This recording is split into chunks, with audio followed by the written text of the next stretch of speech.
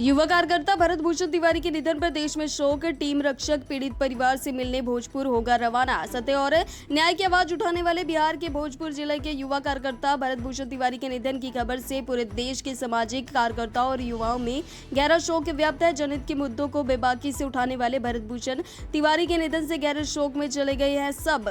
और इस दुख की घड़ी में संयुक्त संघर्ष मंच भारत टीम रक्षक द्वारा भरत भूषण तिवारी जी को जुड़वा तालाब के भावभीनी श्रद्धांजलि अर्पित की गई। मंच के सदस्यों ने दिवंगत आत्मा की शांति के लिए प्रार्थना की और शोक स्तब्ध परिवार के प्रति गहरी संवेदना व्यक्त करते हुए ईश्वर से उन्हें इस कठिन समय में संबल प्रदान करने की कामना की गई।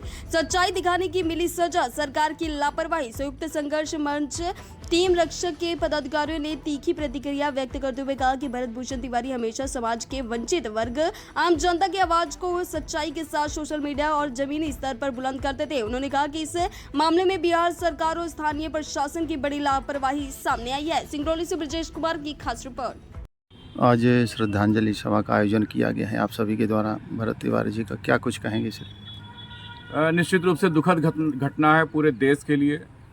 हम लोग सिंगरौली में रहते जरूर हैं, लेकिन चूंकि हिंदुस्तान पूरा एक परिवार है और हमारे परिवार के एक लाल को बिहार की पुलिस ने मौत के घाट उतार दिया केवल अहंकार के कारण।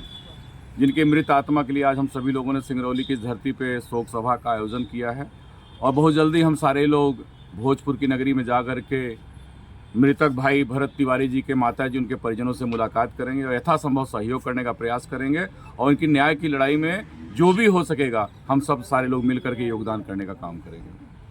शोक सभा का आयोजन किया गया है जुड़वा तालाब में, क्या कुछ कहेंगे? देखिए, बीते दिन पूर्व जिस प्रकार से भरत तिवारी का बिहार पुलिस ने एनकाउंटर कर दिया, पहली बात तो भरत तिवारी ना तो अपराधी है, ना तो आतंकवादी है और ना ही उनका कोई देश विरोधी कोई उनका कनेक्शन है। भरत भूषण तिवारी की एनकाउंटर में हत्या की गई, स्पष्ट इसका वजह है कि भरत तिवारी बिहार सरकार के भ्रष्टाचार को दिखा रहे थे, जो करप्शन था उसकी आवाज़ें उठा रहे थे और अपने बिहार के लिए वो लड़ रहे थे। आज बिहार सरकार में परिणाम मिला कि उनकी हत्या कर दी गई।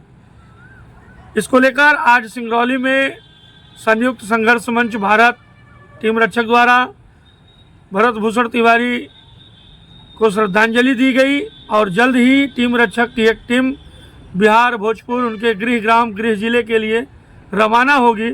उस माता से मुलाकात करेगी, उस बहन से मुलाकात करेगी जिसका बेटा, जिसका भाई पुलिस के फर्जी इनकाउंटर में मारा गया और उस भरत भूषण तिवारी को न्याय दिलाने के लिए अंततः हम लोग लड़ते रहेंगे तब तक जब तक भरत भूषण तिवारी के फर्जी एनकाउंटर करने वाले उन बिहार पुलिस के ऊपर कोई कार्यवाही नहीं होती, पीड़ित परिवार को न्याय नहीं मिलता, तब तक यह संघर्ष जारी रहेगा। सरकार ने कायराना हरकत किया है आवाज़ दबाने के लिए।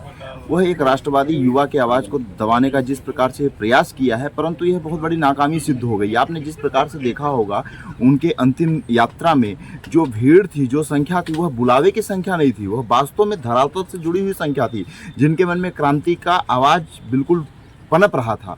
और निश्चित रूप से आज पूरे भारत में आक्रोश है और प्रत्येक वर्ग में आक्रोश है।